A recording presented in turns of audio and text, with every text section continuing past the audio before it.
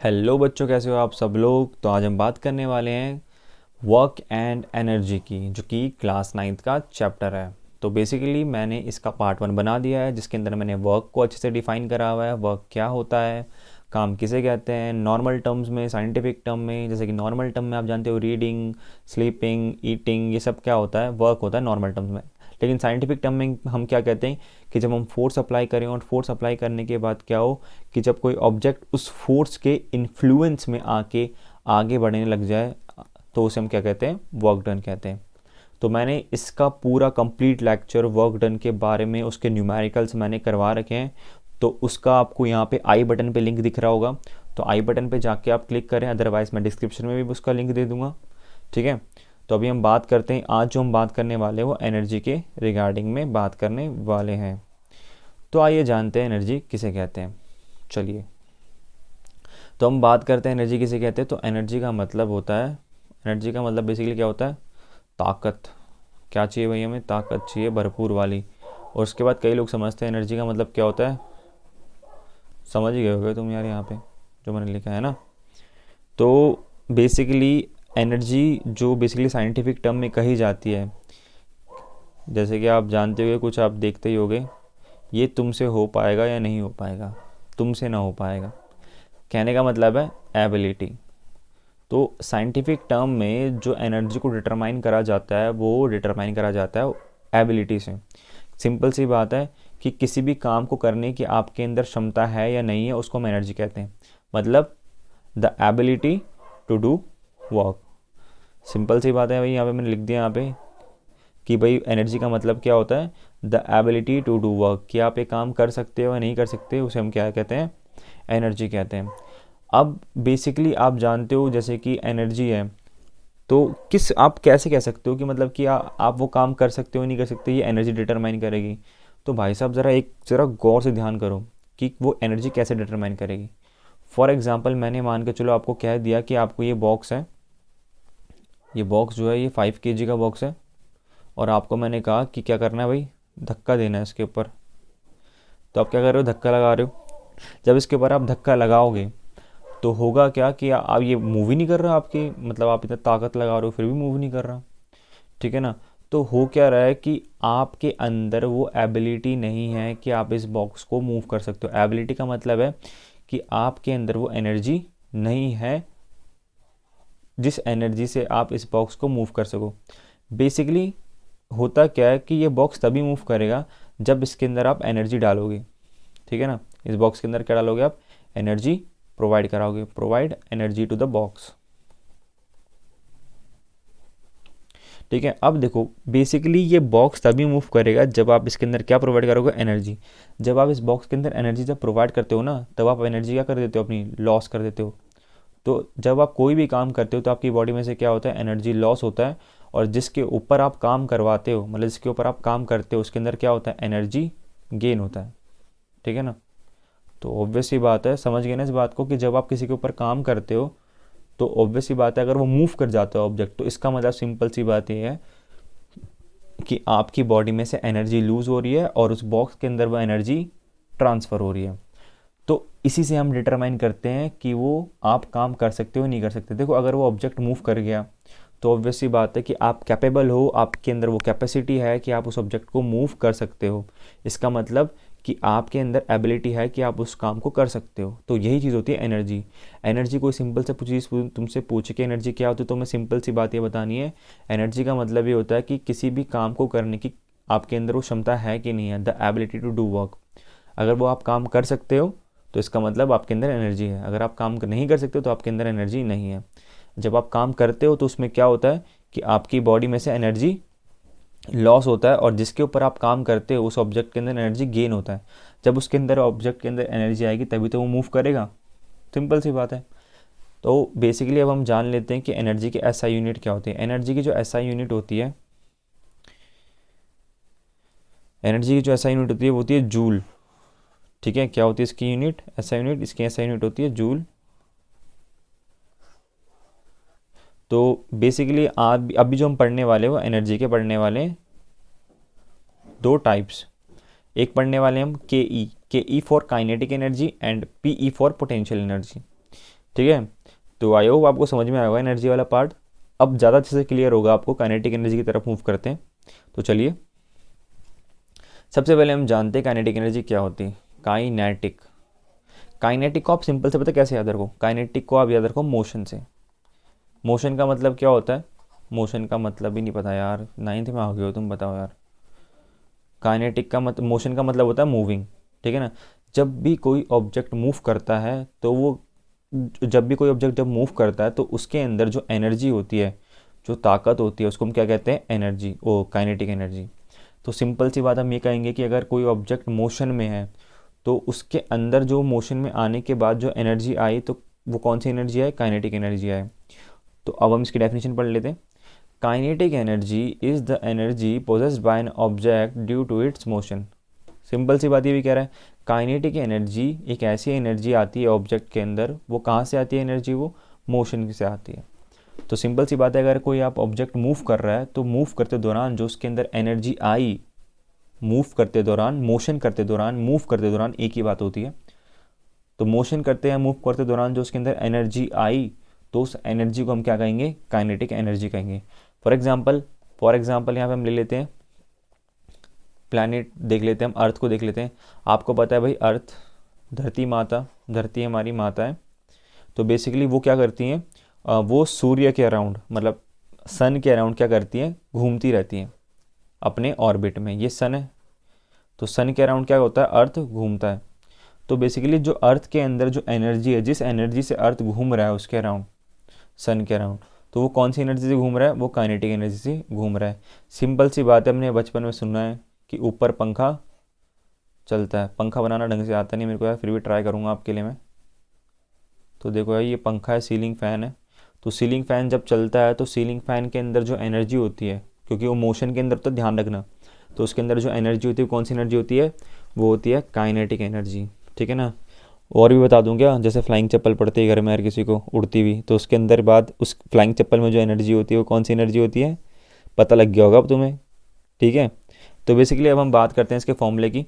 तो kinetic energy जो होता है, उसका फॉर्मूला ये होता है, ½ mv²। जिस स्पीड से आपके ऊपर फ्लाइंग चप्पल आ रही, ओ सॉरी सॉरी सॉरी, जिस स्पीड से कोई बॉडी ऑब्जेक्ट या मूव करता है उसको हम कहते हैं वेलोसिटी, ठीक है ना। मतलब साइड सी बात है कि भाई अगर कोई ऑब्जेक्ट मूव करता है तो किसी स्पीड से मूव करे, कोई वेलोसिटी से मूव करेगा, और उस ऑब्जेक्ट का क्या होगा, मास हो गया, ठीक है ना। अब काइनेटिक एनर्जी की क्या बात कर लेते हैं हम, काइनेटिक एनर्जी की एसआई यूनिट। तो एसआई यूनिट क्या होती है काइनेटिक एनर्जी की, जूल। क्योंकि भाई अल्टीमेटली ये भी एक एनर्जी है, ठीक है ना। लाल लाल हो जाता है ना, उसके बाद सूज जाता है ना गाल, समझ रहे हो ना। तो गाल वो सूजता क्यों है, क्योंकि तुम्हारे गालों के अंदर ना एनर्जी ट्रांसफ़र हो जाती है चप्पल की। आगे बढ़ते हैं, अब हम इसका न्यूमेरिकल कर लेते हैं। न्यूमेरिकल करेंगे तो ज़्यादा अच्छे से समझ में आएगा। What is work to be done to increase the velocity of a car 30 kilometer to 60 kilometer per our.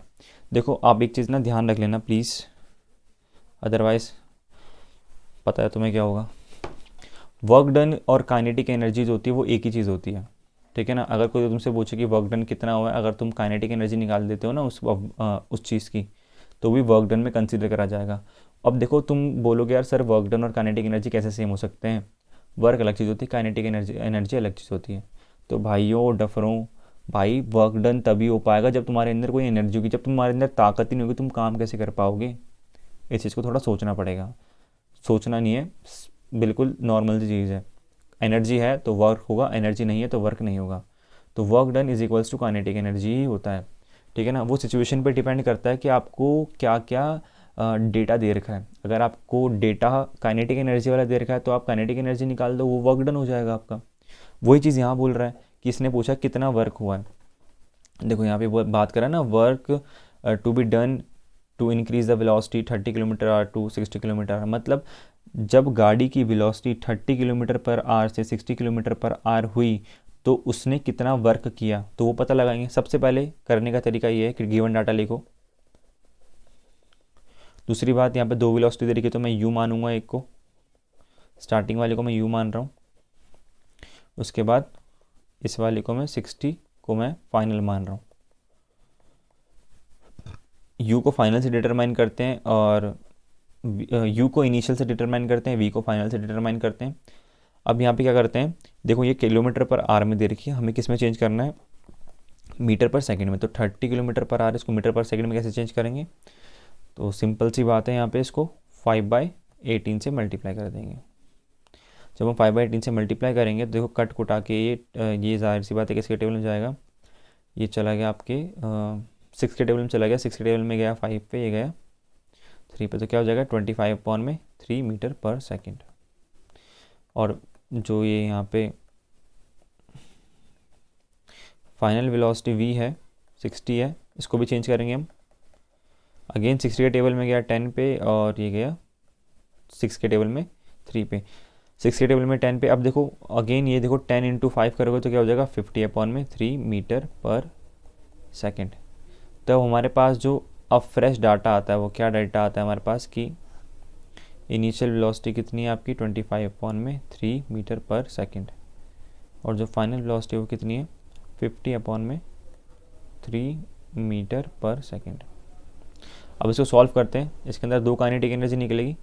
पहली काइनेटिक एनर्जी ke1 निकाल देते हैं हम। ke1 के लिए अगेन हाफ mv², तो ये सॉरी यहाँ पे काइनेटिक एनर्जी 1 निकाल रहे हैं तो हम इसके लिए क्या यूज़ करेंगे, इनिशियल वेलोसिटी यूज़ करेंगे u। तो यहाँ पे हाफ मास है कितना 1500, वेलोसिटी कितनी है यहाँ पे, इनिशियल वेलोसिटी कितनी है 25/3, इसको 2 बार मल्टीप्लाई कर देंगे क्योंकि ऊपर पावर वो 2 है इसलिए। 3 के टेबल में 1500 जो आता है वो आता है कितने पे, वो आता है आपका 500। अगेन 2 के टेबल से कट गए तो क्या हो गया यहाँ पे 250, और जब आप इनको मल्टीप्लाई करोगे 250 और 25 × 25, तो मल्टीप्लाई करने पे जो आंसर आएगा आपका आएगा 156,250/3। इसको भाइयों ऐसे रहने देना, फ्रैक्शन में रहने देना, ज़्यादा बेटर रहेगा, अदरवाइज़ ये आपको थोड़ी प्रॉब्लम क्रिएट कर देगा अगर आप इसको डिवाइड करोगे तो, ठीक है ना। तो अब देखते हैं, हम आगे बढ़ते हैं। अब इसके अंदर काइनेटिक, ये तो काइनेटिक एनर्जी 1 निकल गई भाई, ठीक है ना, जो इनिशियल वेलोसिटी से निकली थी। अब हम काइनेटिक एनर्जी 2 निकालेंगे यहाँ पे, ke2 के लिए अगेन हाफ mv², तो यहाँ पे क्या होगा हाफ डलेगा 1/2 डलेगा, यहाँ पे अगेन मास तो सेम ही रहेगा। वेलोसिटी क्या हो जाएगी यहाँ पे फाइनल, तो फाइनल वाली वेलोसिटी कौन सी लेंगे, ये वाली,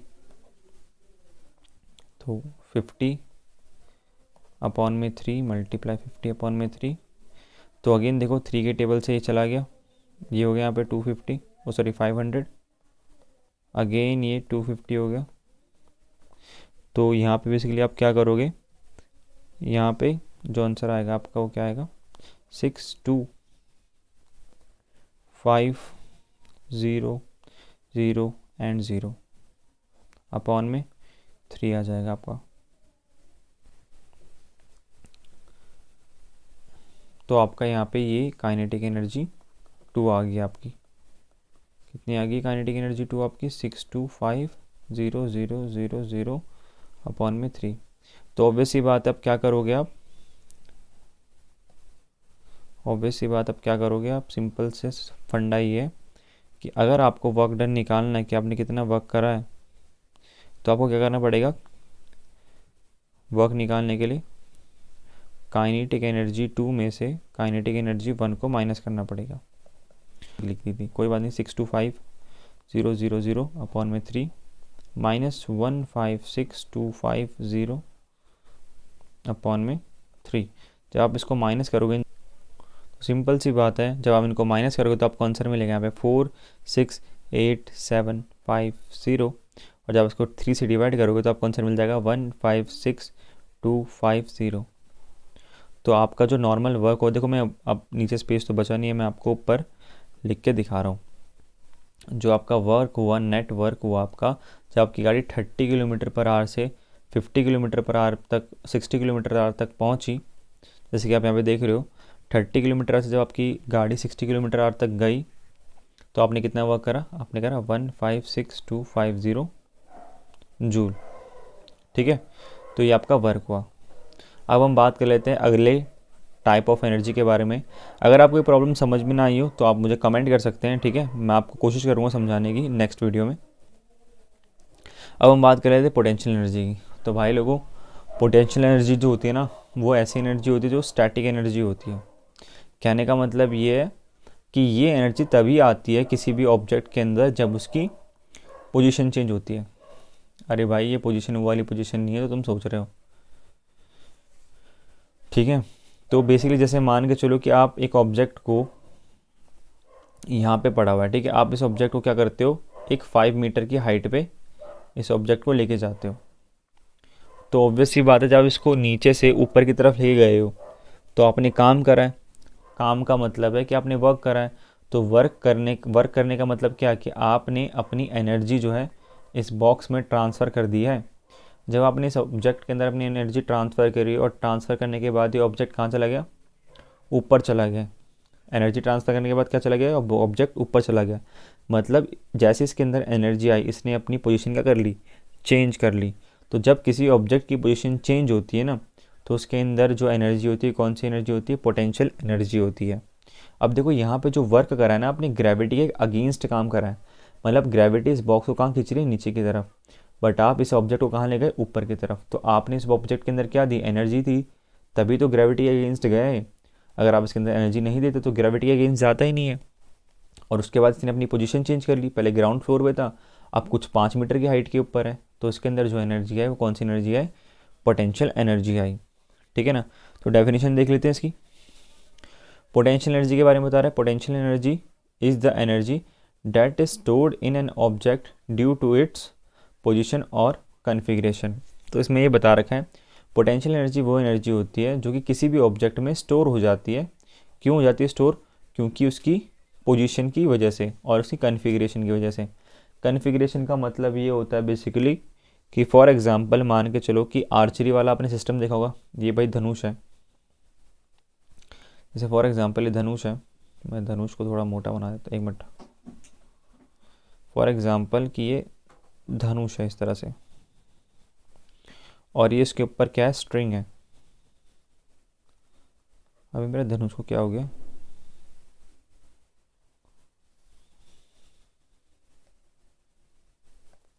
ये धनुष है इसके अंदर, और इस धनुष के अंदर आपने क्या डाल रखा है भाई, एरो डाल रखा है। ऐसे करके आपने एरो डाला इसके अंदर। जब आप इसको स्ट्रेच करते हो, जब आप पीछे की तरफ लेके जाते हो, तो होता क्या है कि ये पहले अभी ऐसा है, कुछ टाइम बाद इसकी पोजीशन कैसी हो जाएगी, ऐसी हो जाएगी। मतलब ये स्ट्रेच हो जाएगा एरो आपका। तो होगा क्या कि एरो की पोजीशन कुछ ऐसी हो जाएगी, फिर एरो का जो हेड होगा वो इधर आ जाएगा और एरो जो है पीछे की तरफ हो जाएगा, ऐसे करके। तो इस टाइम पे क्या हुआ कि पहले पोजीशन क्या थी, ये वाली थी, फिर पोजीशन क्या होगी, ये वाली होगी। तो यहाँ पे क्या हुआ है कि पोजीशन चेंज होने की वजह से क्या हुआ कि इसके अंदर जो एनर्जी स्टोर हुई होगी एरो के अंदर, वो कौन सी एनर्जी स्टोर हुई होगी, वो पोटेंशियल एनर्जी स्टोर हुई होगी। समझ रहे हो ना मेरी बात को। यहाँ पे जो एनर्जी स्टोर हुई, कौन सी एनर्जी स्टोर हुई, वो पोटेंशियल एनर्जी स्टोर हुई इसके अंदर, क्योंकि पहले इसकी पोजीशन ये थी, फिर बाद में ये होगी। तो पोजीशन चेंज करने की वजह से इसके अंदर जो एनर्जी है कौन सी आई, पोटेंशियल एनर्जी, ठीक है। तो आई होप आपको समझ में आया होगा। तो अब हम यहाँ पे बात कर लेते हैं पोटेंशियल एनर्जी के फॉर्मूले की। तो पोटेंशियल एनर्जी का फॉर्मूला होता है mgh मसाले सच सच। अरे भाई ये mdh नहीं है, mgh है। इसके अंदर मास, m मतलब होता है mass of the object, g होता है ग्रेविटी, और h मतलब होता है हाइट। ये होता है इसका मतलब। इसकी जो यूनिट होती है वो क्या होती है, SI यूनिट इसकी SI यूनिट होती है जूल, ठीक है। इसकी SI यूनिट क्या होती है, जूल होती है। आइए इसके ऊपर क्वेश्चन कर लेते हैं तो आपको अच्छे से समझ में आएगा। Let's rock it. तो देख सकते हो आप यहाँ पे न्यूमेरिकल जो है, न्यूमेरिकल क्या कह रहा है आपको, न्यूमेरिकल आपको यही कह रहा है कि इसको फटाफट जल्दी से कर लो, पेपर में आने वाला है, ठीक है। तो देखो आप यहाँ पे फटाफट क्या बोला है, find the energy possessed by an object of mass 10 kg when it's at a height of 6 metre above the ground given g. अब भाई ये कह रहा है कि एक ऑब्जेक्ट है भाई, ग्राउंड पे रखा हुआ है मैंने, ये एक ऑब्जेक्ट है, ये रहा भाई ग्राउंड, इसको मैंने ग्राउंड पे रखा हुआ है। ग्राउंड पे रखने के बाद इस ऑब्जेक्ट को मैंने 6 मीटर की हाइट पे ले गया। कितने मीटर की हाइट पे ले गया, 6 मीटर की हाइट पे ले गया, और मैंने इसको ऊपर रख दिया। अब मुझे बताओ जब ये 6 मीटर की हाइट पे गया होगा तो इसके अंदर एनर्जी का होगी बा, इसके अंदर एनर्जी का होगी। अब ये पता लगा लेते हैं हम भाई, हमने पढ़ा है कि सर ने बताया था हमें पोटेंशियल एनर्जी होती है, जिसके अंदर ये बताया जाता है कि जब आप ऑब्जेक्ट की पोजीशन चेंज करते हो तो उसके अंदर एनर्जी कैसी आती है, पोटेंशियल एनर्जी आती है। तो हम इसमें लगा देंगे mgh के मसाले। तो mgh का मतलब है मास, मास दे रखा है ऑब्जेक्ट का 10 kg, जी दे रखा है यहाँ पे 9.8 और हाइट दे रखी है 6 मीटर। तो भाई लगा लेंगे हम पोटेंशियल एनर्जी इसके अंदर, क्या बात है, कोई घबराने वाली बात थोड़ी ना है, हम तो हर चीज़ से निडर रहते हैं। तो भाई यहाँ पे लगा लेते हैं हम यहाँ पे 10 kg। तो 10 मल्टी, देखो पॉइंट हटाओगे यहाँ पे नीचे 10 आ जाएगा, 10 से 10 कट गया। तो उसके बाद 98 को 6 से मल्टीप्लाई कर लो आप। तो देखो 6 8 जा 48, 9 6 जा 54 और 54 प्लस 4 588 जूल। तो देखो आपका पोटेंशियल एनर्जी निकल गई, ख़त्म बात। ये लो, सो सिंपल यार, ये तुम आँख बंद करके भी कर लोगे। ठीक है, तो अब हम बात करते हैं, पोटेंशियल एनर्जी पढ़ लिया, काइनेटिक एनर्जी पढ़ लिया, एनर्जी पढ़ लिया। अब हम बात करते हैं कंजर्वेशन ऑफ एनर्जी। तो हम पढ़ लेते हैं इसका लॉ। लॉ क्या होता है भाई, लॉ मतलब होता है कानून, कायदा, जिसके तहत हमें चीज़ें करनी होती हैं। तो इसके अंदर जो लॉ बता रखा है वो क्या बता रखा है, law of conservation of energy. मतलब भाई इन्होंने कानून बना रखा है कंजर्वेशन ऑफ एनर्जी के लिए। वो कानून क्या कहता है, सर हम इसकी बात कर लेते हैं कानून की। कानून पढ़ना ज़रूरी है यार, वरना कोई भी लूट लेता है कभी भी।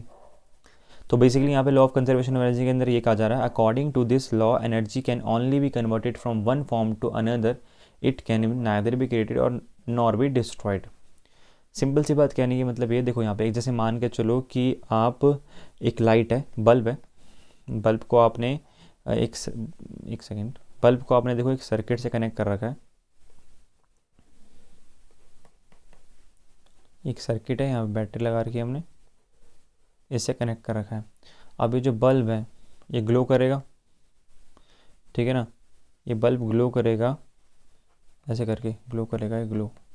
तो ग्लो करने की वजह से क्या होगा कि देखो इस बल्ब को कौन सी एनर्जी मिली, इलेक्ट्रिकल एनर्जी। इस बल्ब को इलेक्ट्रिकल एनर्जी मिली। इलेक्ट्रिकल एनर्जी मिलने के बाद क्या हुआ कि देखो इस बैटरी की जो सारी एनर्जी थी वो ख़त्म होगी। अब हम कहेंगे यार ताकत तो पूरी ख़त्म होगी, तो ये तो लॉ बेकार हो गया, क्योंकि लॉ तो ये कह रहा है कि जो एनर्जी होती है वो एक फॉर्म से दूसरे फॉर्म में चेंज होती है, मतलब ट्रांसफ़र होती है। बट इसको ना बनाया जा सकता है ना ख़त्म करा जा सकता है। लेकिन यहाँ तो भाई इलेक्ट्रिकल एनर्जी ख़त्म होगी। लेकिन भाई ये चीज़ तो देखो कि इलेक्ट्रिकल एनर्जी जो हो रही है वो क्या कर रही है, बल्ब को ग्लो कर रही है। बल्ब को ग्लो करने की वजह से जो बल्ब है वो कौन सी एनर्जी दे रहा है, वो हीट एनर्जी दे रहा है, ठीक है ना। तो यहाँ पे बेसिकली क्या हो, जो जितनी भी इलेक्ट्रिकल एनर्जी बैटरी के अंदर थी वो कहाँ कन्वर्ट होगी, वो हीट एनर्जी में कन्वर्ट होगी। सिंपल सी बात इतनी है। अब मान के चलो भाई, मैंने वीडियो के स्टार्टिंग में दिखा रखा सोलर पैनल, ये सोलर पैनल है फॉर एग्ज़ाम्पल, ठीक है ना, ये सोलर पैनल है।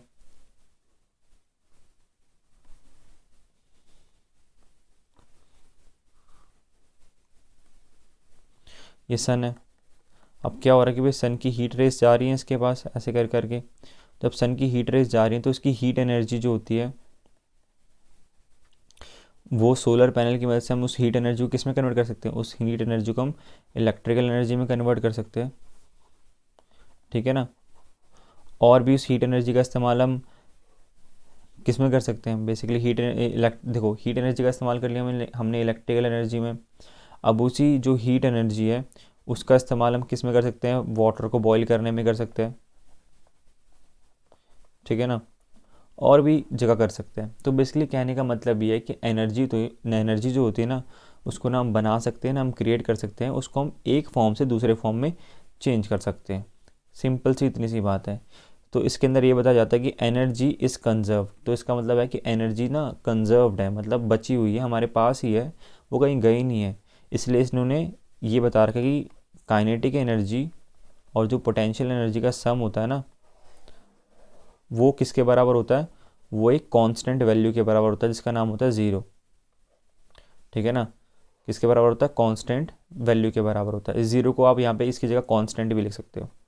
सिंपल सा लॉ है कि एनर्जी ट्रांसफ़र होती है एक फॉर्म से दूसरे फॉर्म में, और इसको ना बनाया जा सकता ना क्रिएट करा जा सकता है। इसलिए यहाँ पे फॉर्मूला लिखा जाता है, kinetic energy plus potential energy is always constant. Constant का मतलब इन दोनों को मिला के जो एनर्जी बनती है ना, वो इस यूनिवर्स के अंदर क्या होगी, कांस्टेंट रहेगी, प्रिजर्व्ड रहेगी और कंजर्व्ड रहेगी। बस इतनी सी बात है। अब हम बात करते हैं पावर की। तो यहाँ पे जैसे कि आप देख लिया होगा आपने, पावर का मतलब क्या होगा यहाँ पे, rate of doing work. Power का मतलब क्या होता है, रेट ऑफ डूइंग वर्क। इसका मतलब है किसी भी काम को आप कितनी जल्दी करते हो, कितनी जल्दी करते हो, उसे हम क्या कहते हैं, पावर कहते हैं। फॉर एग्जांपल मैंने कहा भाई कि ज़रा रामू ज़रा यार चाय वाय पिला दे यार, वो उसने फटाफट 2 मिनट के अंदर बना दी यार। एक मैंने अपने सेंटर के अंदर कहा कि भाई यार चाय तो बना दो, भाई 10 मिनट लगा दे लेकिन चाय नहीं बनी अभी तक। तो भाई स्पीड देखो, जिसकी ज़्यादा स्पीड होगी इसका मतलब क्या है, उसके अंदर पावर ज़्यादा होगी। तो रेट ऑफ डूइंग वर्क का मतलब ये होता है कि पावर, कोई भी काम आप कितनी तेज़ी से करते हो उसको हम पावर कहते हैं, ठीक है ना। तो बेसिकली पावर का मतलब ये होता है रेट ऑफ डूइंग वर्क, किसी भी काम को आप कितनी तेज़ी से करते हो। इसीलिए इसका फॉर्मूला क्या होता है, वर्क डन अपॉन टाइम। ध्यान रखना, इसका फॉर्मूला क्या होता है, वर्क डन अपॉन टाइम, ठीक है ना। जैसे मैंने बताया ना आपको, आप किसी काम को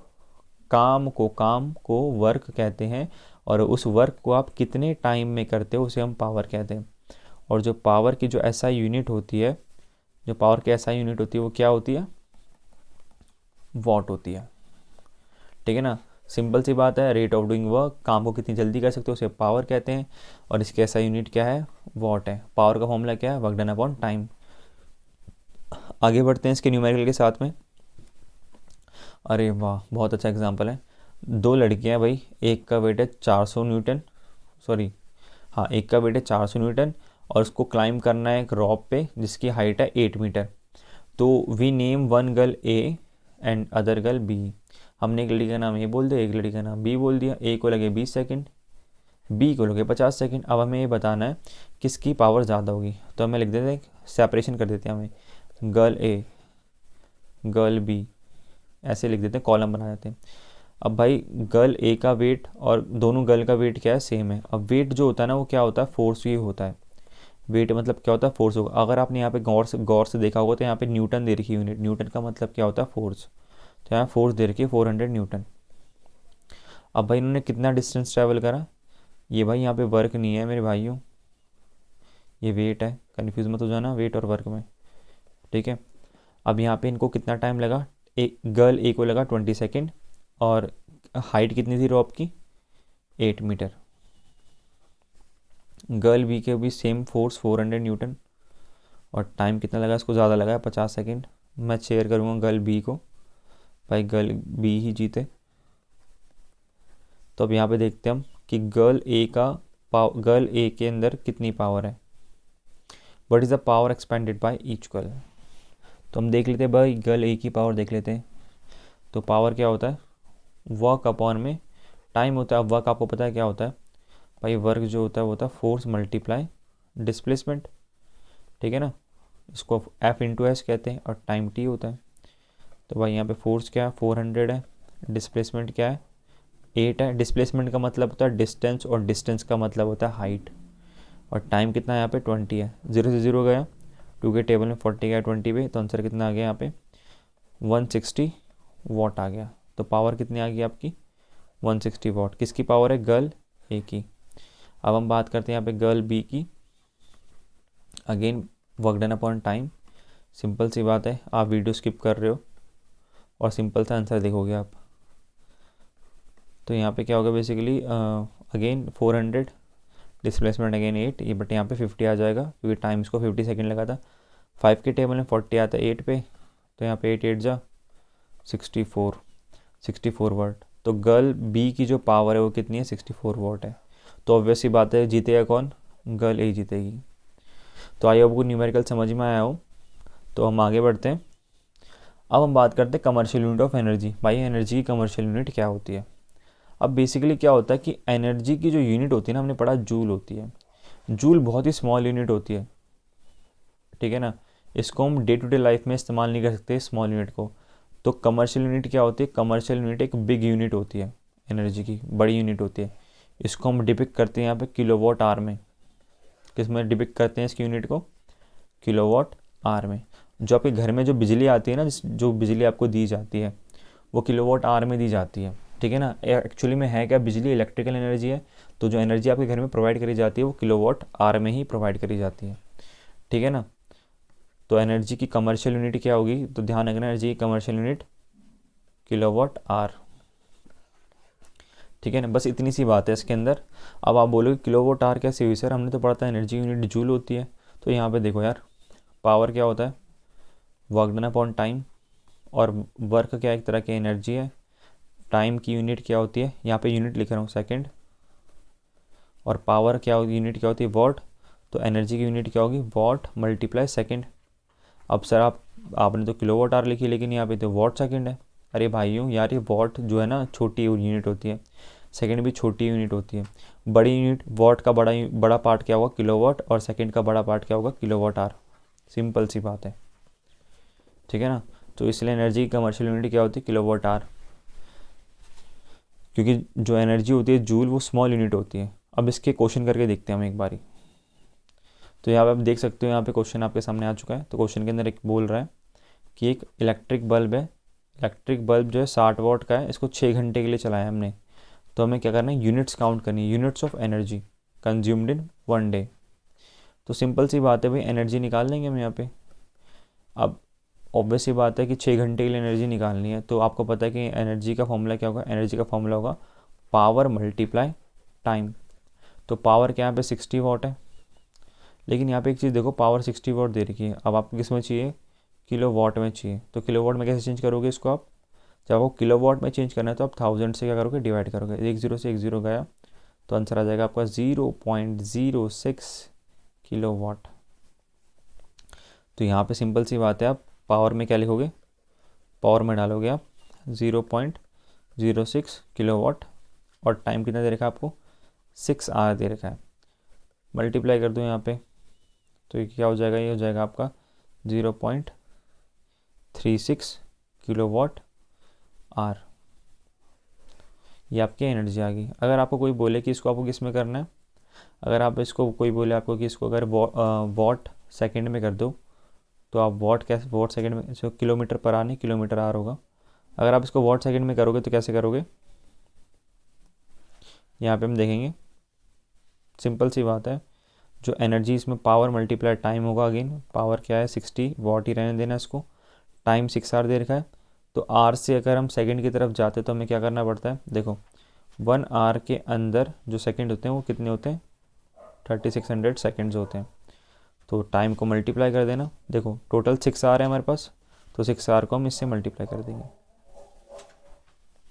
तो अगेन जो हमारे पास आंसर आएगा वो क्या आएगा, तो सिंपल जो आंसर आएगा आपका क्या आएगा 1296, अब 000 क्या आ जाएगा भैया जूल, या फिर आप लिख सकते हो उसको क्या वॉट सेकंड। अब इसको देखो सिंपल 1.296 इंटू 10⁻⁶ जूल। तो अगर आपको मेरी वीडियो अच्छी लगी हो और धांसू लगी हो तो आप मेरे चैनल को सब्सक्राइब करें, लाइक करें एंड शेयर करें। अब तक के लिए इतना ही, और ये चैप्टर होता है यहीं पे समाप्त। धन्यवाद।